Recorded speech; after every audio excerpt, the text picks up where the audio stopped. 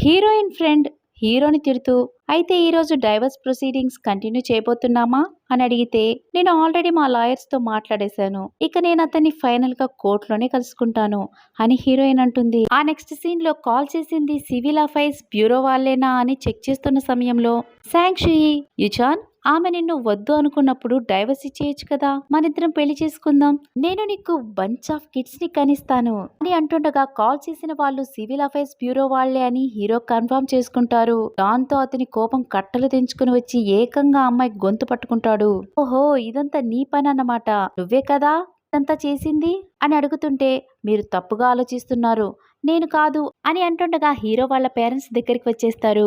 కడుపుతో ఉన్న అమ్మాయితో జాగ్రత్తగా వ్యవహరించు, ఏదన్నా ఉంటే కూర్చొని మాట్లాడుకుందాం, ఇలా బిహేవ్ చేయకు అని వాళ్ళ పేరెంట్స్ చెప్తూ ఉంటారు. ఆ టైంలో హీరో హనీ ఐడి కార్డ్ని యూస్ చేసి డైవర్స్కి అప్లై చేసింది నువ్వే కదా అని ఆవిడని అడుగుతారు.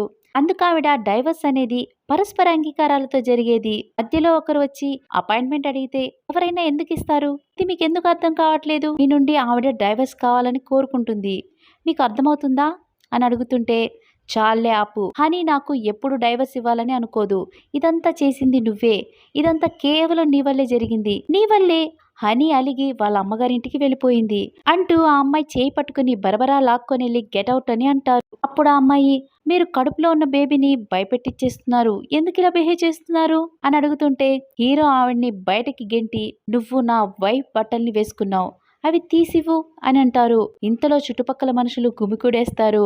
ఆ అమ్మాయి సిగ్గుతో ఇక్కడేం మాట్లాడొద్దు, లోపలికి వెళ్ళి మాట్లాడుకుందాం అని అంటుండగా హీరో మర్యాదగా ఆ బట్టలు తీసివ్వు అని అంటారు. దాంతో అమ్మాయి ఏం చేయలేక బట్టల్ని తీసి అతనికి ఇస్తుంది. అలాగే హీరో ఆమె మెడలో ఉన్న హీరోయిన్ చైన్ని కూడా లాగేస్తారు.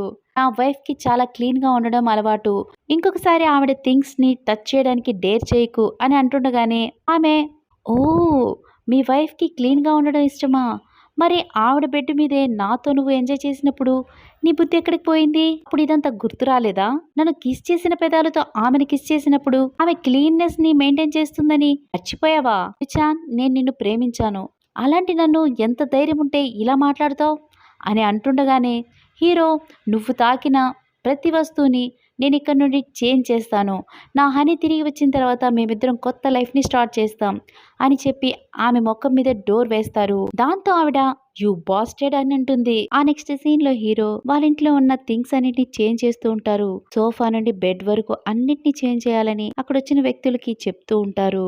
ఆ టైంలోనే వాళ్ళ పేరెంట్స్ వచ్చి ఏం చేస్తున్నావురా అని అడిగితే రేపు నా హనీ ఇంటికి వచ్చినప్పుడు శాంక్షుయికి సంబంధించి ఏ జ్ఞాపకం ఉండకూడదని నా ఉద్దేశం,